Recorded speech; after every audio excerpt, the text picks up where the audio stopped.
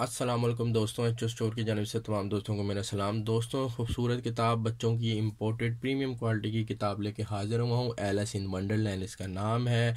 ये imported book है, बच्चों के लिए खूबसूरत है। इसका फ्रंट कवर आप देख सकते हैं, हार्ड इसकी बाइंडिंग है और ऊपर से बड़ी खूबसूरत इसके ऊपर पेंटिंग है। दोस्तों, इसके अंदर एक CD भी है। माँ बाप से रिक्वेस्ट है कि बच्चों को अपनी निगरानी में ये CD चला कर दें। आपको इस पेजेस की क्वालिटी मैं आपको दिखा देता हूँ। वीडियो जो है वो मैं लैंडस्केप में बना रहा हूँ क्योंकि ये बुक जो है वो आम साइज से ज़रा बड़ी है, तो ये ज़रा वीडियो में क्लियर हो जाए। आप देख सकते हैं कि खूबसूरत ग्लोसी और प्रीमियम क्वालिटी के मोटे पेज, आम पेजों की निस्बत मोटे पेज हैं। बच्चों के लिए जो है वो पढ़ने में नहायत मौजू है, खूबसूरत है।